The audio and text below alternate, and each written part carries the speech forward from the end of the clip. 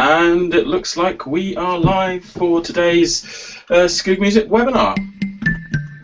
Okay, so I'm Ben. I'm one of the co-founders of Skoog Music. I'm going to talk you through and take you through the kind of key elements to getting started with Skoog, what it's all about, how it's being used, and we'll look at some examples of how it's being used and try and show you how to get those different examples of music making supported with Skoog. So Skoog is this, which is a tactile, customizable musical instrument. It was specifically created to enable those who face challenges playing traditional instruments, either through to circumstance or disability, to enable anyone to engage in making music, particularly making their own music, being creative and being able to make music with able-bodied and other musicians on an equal and level playing field. So we invented this, which is a soft, tactile USB device. It's very simple. In order to set your Skoog up, all you have to do is take your USB, plug it in. It is now set up. Nice and simple, plug and play. You do, of course, need the Skoog Music software, which I'm going to be showing you via screen sharing. And we're going to get started. So that's 5:30 now. So Skoog was first launched in 2010 after a long period of participatory research with schools, teachers, young people with disabilities, to create this new musical instrument. And what we've ended up with is not a disabled musical instrument, but just an easy-to-play one. The music's great, instruments are beautiful, but they're hard to play. They're complex, and what we tried to do was look at, what do you need to play music? How do you need to control the sound? How can you access it in all these different ways? And how can we take those ideas and create something that can really support people to be creative? And this is what we have: this lovely, friendly, soft, tactile object. Now, it does come with its own bespoke software package. So let's have a look at that. Let's very quickly just show you a quick tour of the software and the features, different things you can do. And now what I want to do is move very quickly on into going through some examples of how Skoog can be used. Skoog can be used with a really wide range of abilities, right from really quite profound physical and learning difficulties, right through to we have able-bodied musicians using it. Last year we had students from the Royal Conservatoire using it and composing for it, so it does support a real range. And I hope I can get through all of that this afternoon here. We're on about 45 minutes. So let's go into screen sharing mode. So if you just bear with me, I'm just going to go into a screen sharing mode here so that you can see the software. Now I will make sure I will still have, oh, let's get rid of that bizarre kind of windowy thing. There we go. So you should now still be able to see me in this camera shot here, so you can still see how I'm touching and interacting with the Skoog. And you can also see my desktop. And there's a page linking to this webinar. So now, here's my Skoog connected via USB. I've started my Skoog Music software. And it consists of two windows. One is a kind of audio window where you can have backing tracks, control the volume on and off, do recording and that kind of thing. And then this is the Skoog window, which is where you control your Skoog. So what it is so Skoog is an object. It's sensitive to how it's touched all over it and how it's deformed and squidged and pressed and twiddled.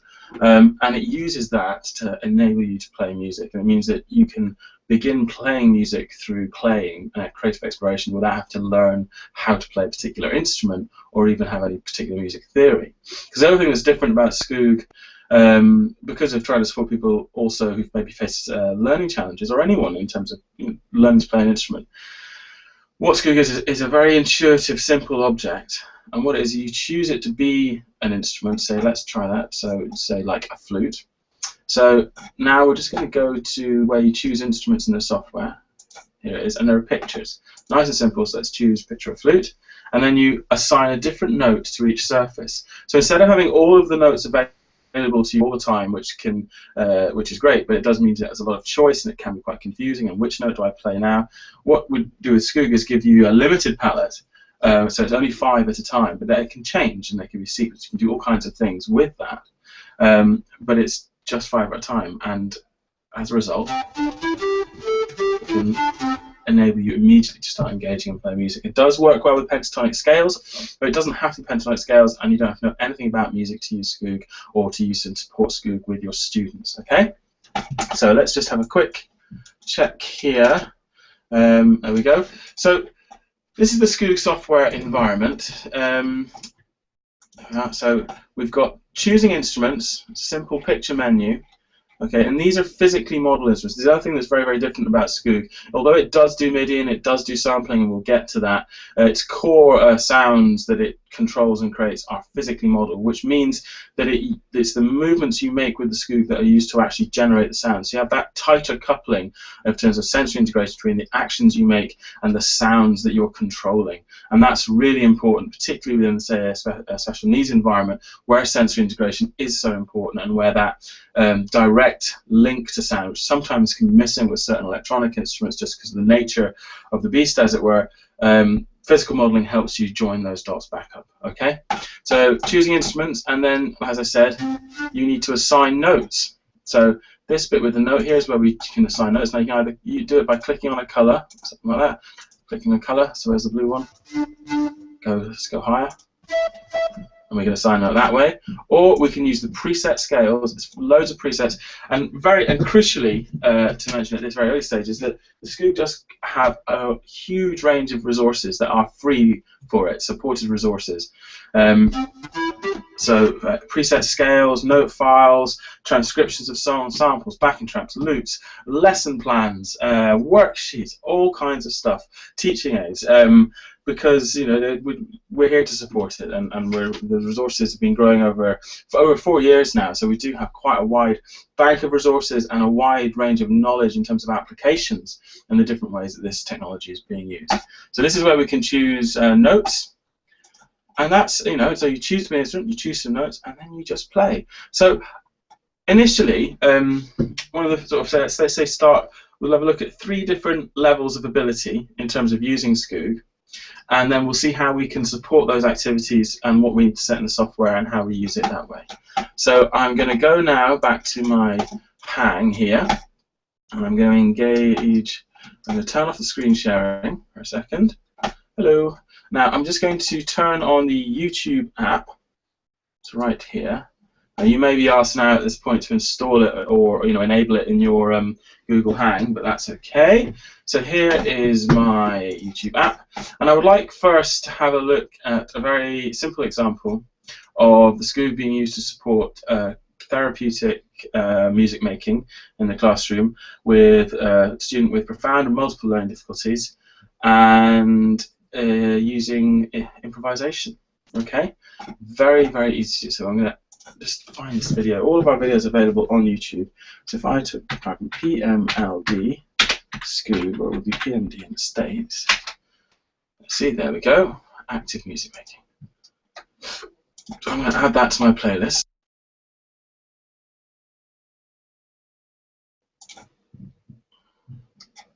So we've paused that there. So I just want to talk you through this example before it gets started. So what we have here is a young chap, Kieran, who is pre-verbal and has quite profound physical and learning difficulties, and he's also completely blind.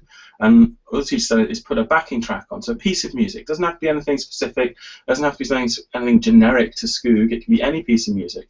And as long as you know what key, so the letter, of the tonic, in terms of music theory, what key that piece of music's in, then you can set the same key in Skoog and you will be able to play with it. Now, you can look that up on YouTube. You can use our resources to find out what key things are in. You can Google, what key is Jessie J's price tag, and all you're looking for is the letter A, B, C, D, E, F, or G, and a word major or minor. And if you get that information, it will allow you to set those details in Skoog, and you will be immediately able to improvise. And your students will be able to improvise and make their own music and explore their musicality.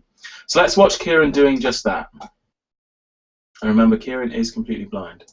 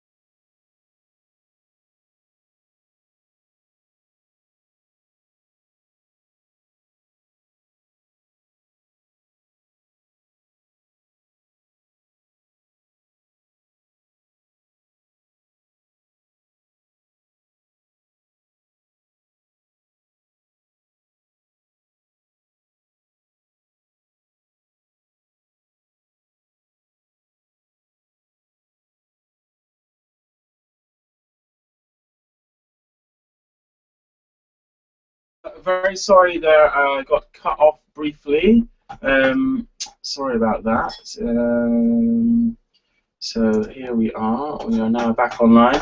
So hopefully you were able to see that video of Kieran, and as he was exploring, interacting with Skoog, it was keyed into D major, the same key that the backing track was in, and that supported him in a participatory improvised musical exchange. So let's have a look at how we can do that with the Skoog software. So I've got my Skoog here. Hopefully you can just hear that. It's a bit quiet. My Skoog's on mount so that you can see it and see me using it. I mean, importantly, just to note here, it's soft all over. Okay, it's very durable, just like that. Can be played in a variety of ways by different parts of the body. You don't have to touch a side to play it. So I can, by moving it in different ways and flexing in different ways, I can actually access all of the notes and all the different capabilities with it. So that's a really crucial physical distinction. There's something that's hard to get maybe from some of the videos or from maybe a catalog entry. This is a fully interactive, customizable device that can support all kinds of different activities.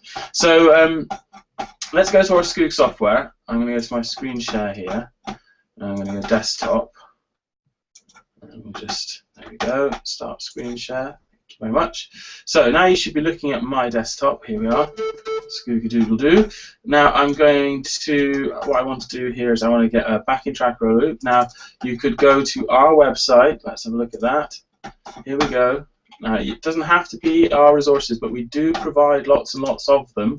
It can be any piece of music as long as you know what key it's in. So you could have gone to backing tracks and downloaded one of these packs, lovingly put together by Maggie. What's featured at Music Therapist created that. Loads of nice backing tracks there. Download them, open them up, and then you would. I've got loops pack 2 here. So I'm going to take here we go, an A minor dance loop. So let's take that, and in order to load it in, I just drag it to where it says drag preset or backing loop. There we go. Just with a bit of a beat. There we go. So this is AM, which is telling me it's A minor. So I go here, select minor, select A. Now that's stop looping because I haven't pressed the loop button. So if you put up something into this looper here, well, it's backing track player, you can then loop it by clicking here. Now that obviously has to be a piece of a repeated phrase for it to loop properly. If it's a whole piece of music, we'll just go around and play it again. So you can create, a continuous environment or context, a musical context in which to work. So here we go.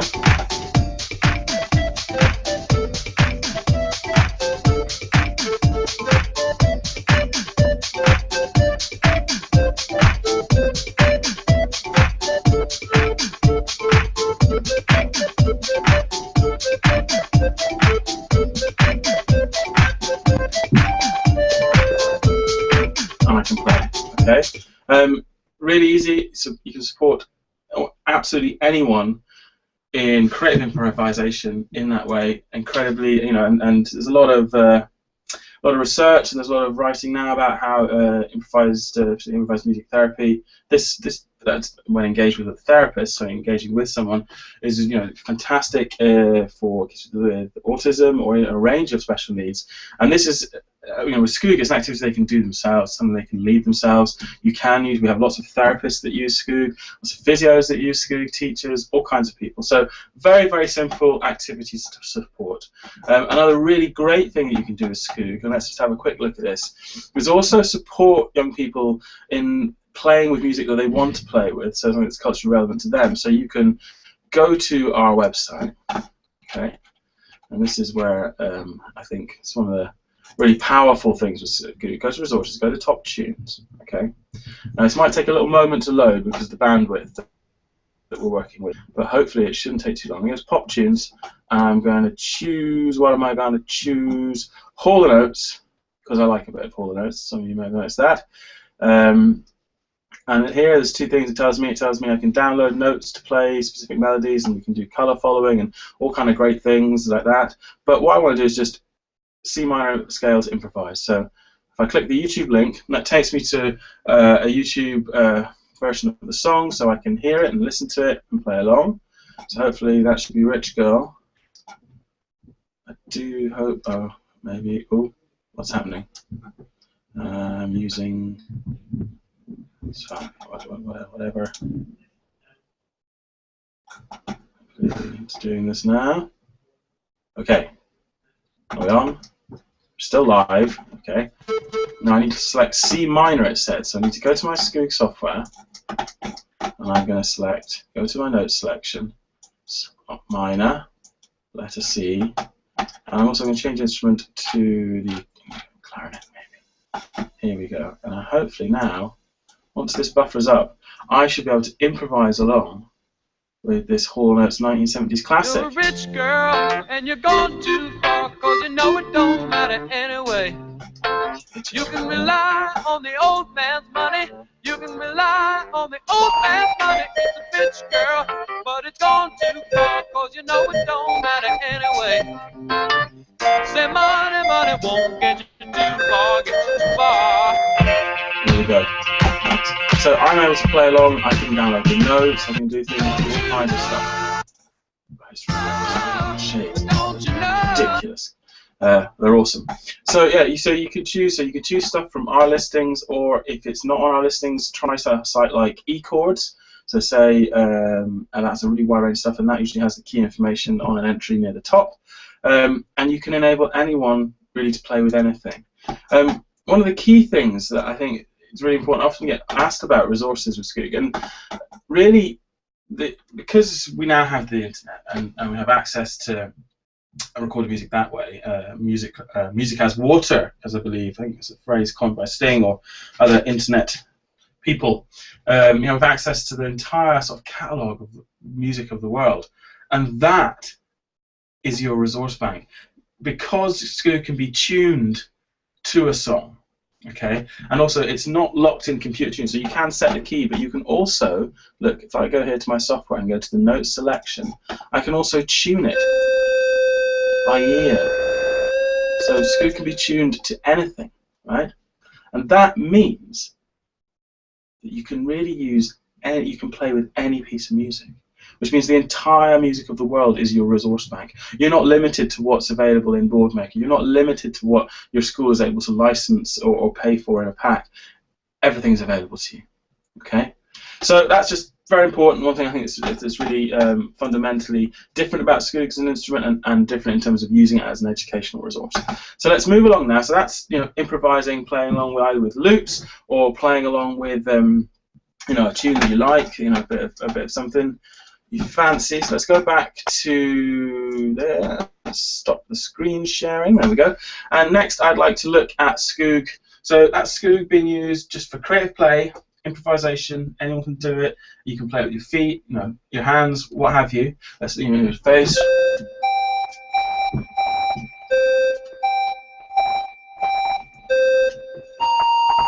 Okay.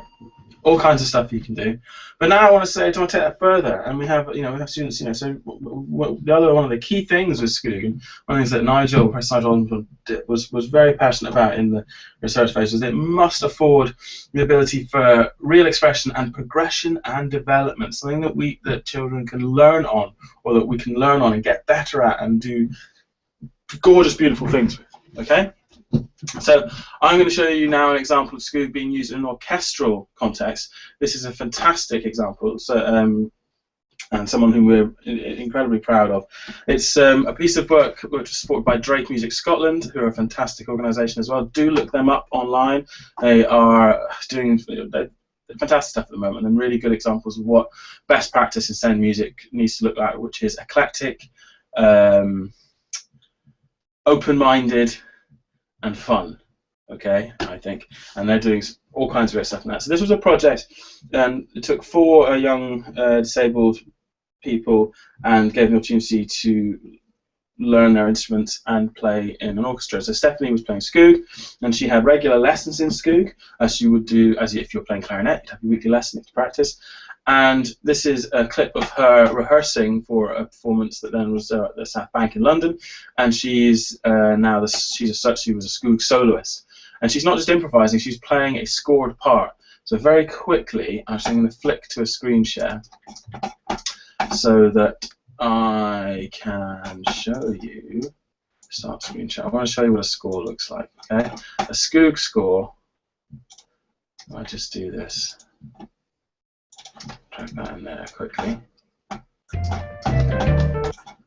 A Skoog score looks like, where is it? Yeah, this. Coloured notation. Blocks of colour, short is short, these are all even notes. Short is short, long is long. I follow the colours. See a colour, press a colour. Very simple. But it means that without having to learn how to read music, I can play scored parts in an orchestra. It's not just triggering sounds, it's not pre-sequenced, but I'm really playing my instrument. And let's watch Stephanie doing just that. Give me a second. Let me just get the YouTube app up. There we go.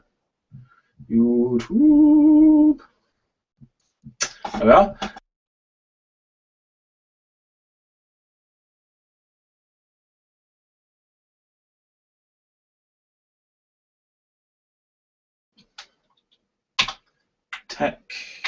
Technophonia, which is the name of the composition by Oliver Searle that was performed.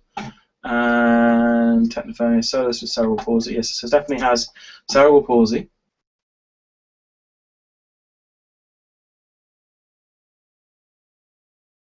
Pause this a moment. So here she's playing Skoog. She has her printed score, her colour blocks here in front of her, and that enables her to play on a level playing field with her peers, and she plays beautifully. She's playing the clarinet solo for this section of Technophonia.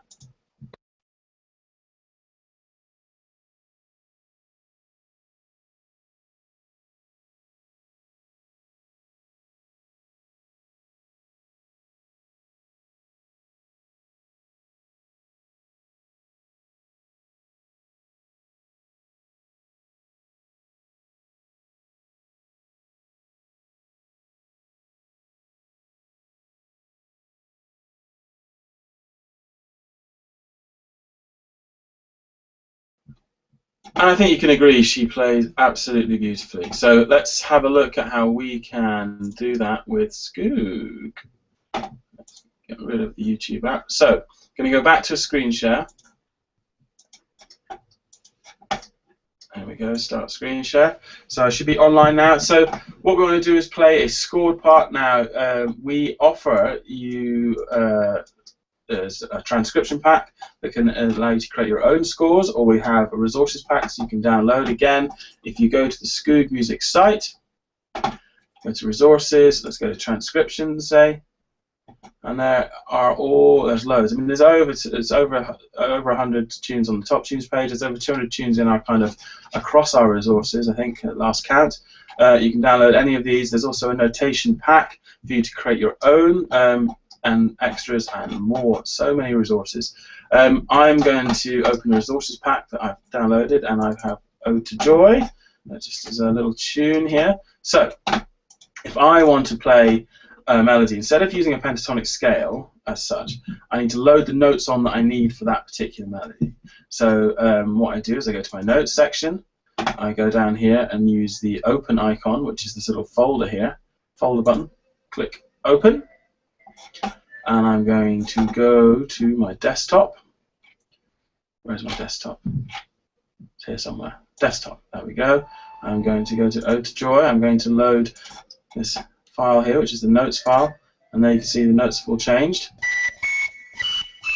There we go. That's a bit high, that one. So I'm going to choose a different clarinet. There we go. Choose that instrument, and I'm going to open the PDF, which gives me my score. Here it is. And now, if I follow this, I should be able to play Ode to Joy.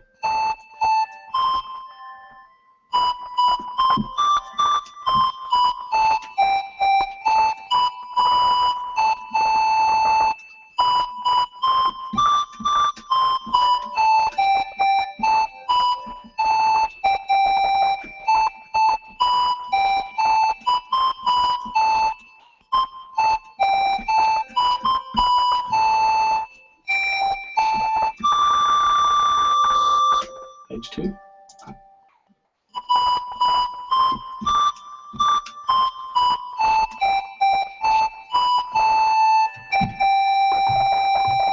you very much.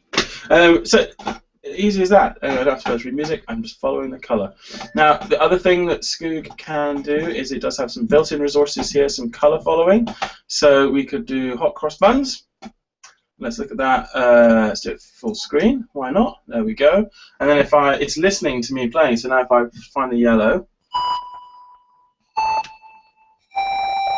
now it's asking me for yellow, but if I press orange, it doesn't move because it's listening.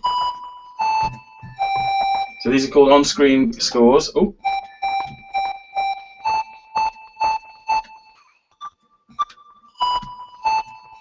Built-in resource, great activity for students to work through themselves, depending on their ability level. Stuff you can do on a smart board, fantastic resource, and that you can actually here you see there's a folder for loading more in. Another thing that Skoog can do is it can actually do sequence tunes, so we can choose music box mode, and if I do Lord of the Rings theme tune, say here, and this now just sequences the notes. You see that I'm pressing just the same side each time.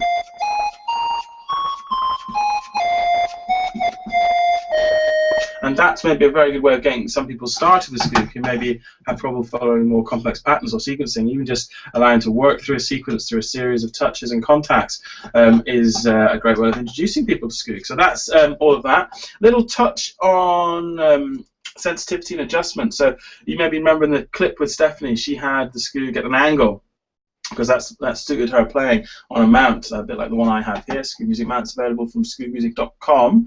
To adjust the sensitivity, at the moment this is actually probably a bit, I like mine a bit more sensitive, and on this front panel here, to adjust the sensitivity of Skoog, all you do is use these buttons. Plus is up, and down is down. So you have to really compress the button there. Sometimes you need to reduce the sensitivity of different sides relative to each other. You can do this, by the way, by clicking the cogwheel here for the settings. And here I have a separate slider for the individual sides. So I'm just going to turn off music box mode. There's the scores tab, turn it off. And let's select a scale here. There we go.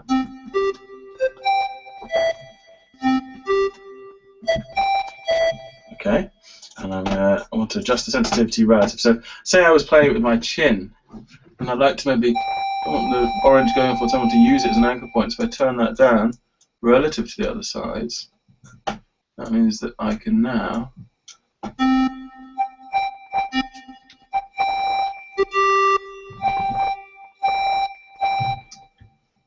bit more. Okay, now make it polyphonic.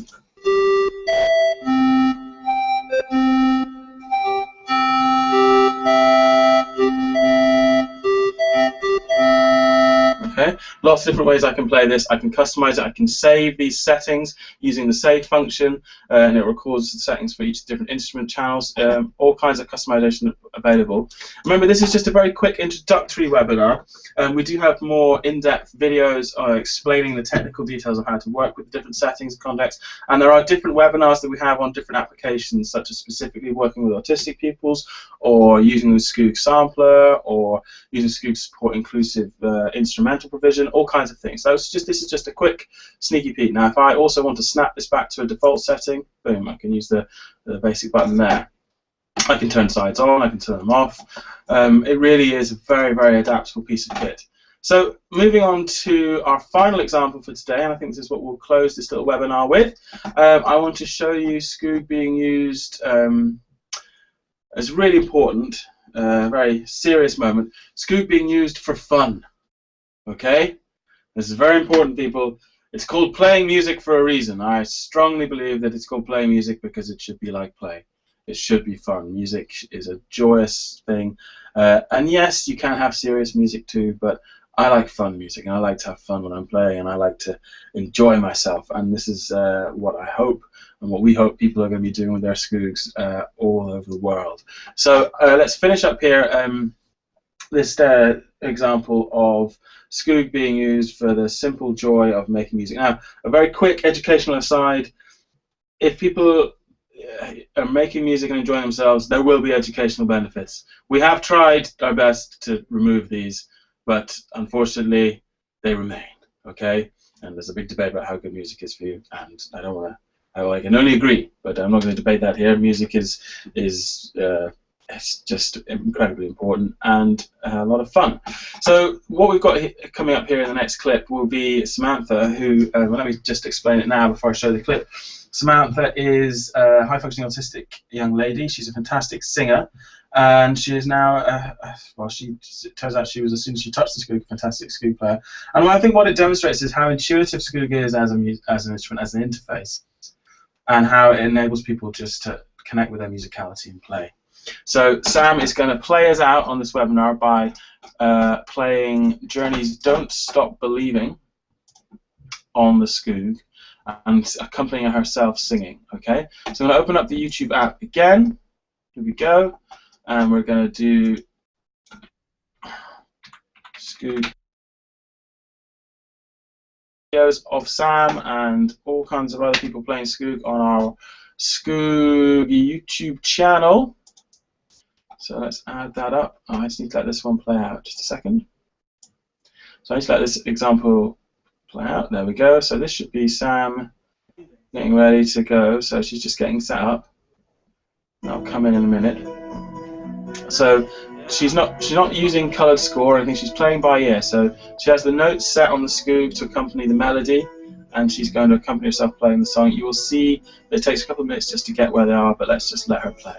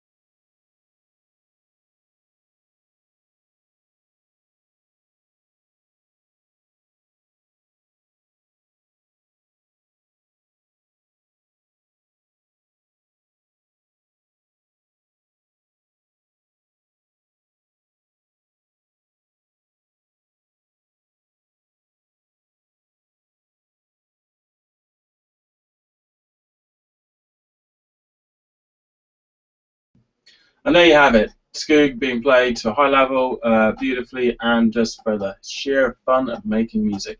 So I'm going to switch back here. So that's it in a nutshell. So Skoog is a great platform. It's supported with loads and loads of resources. It also does MIDI. It also does sampling. It can be used for orchestral work. It can be used for supporting traditional notation, learning in the early years. It can be used for fun. It can be used for serious music. It can be used for silly music. It's an instrument, it's a device, it's a tool, and it's been specifically created to support learning and education and for young people to use. But we're all young at heart, so it doesn't mean to say it's just for young people. You can use Skoog no matter how old you are. If you have questions, or you want to see more, you want to find out more, go to our website, email us, skoogmusic.com. I'm Ben at skoogmusic.com, or email at info or support, and we will get right back to you. And enjoy your weekend, people. I hope the sun's shining wherever you are.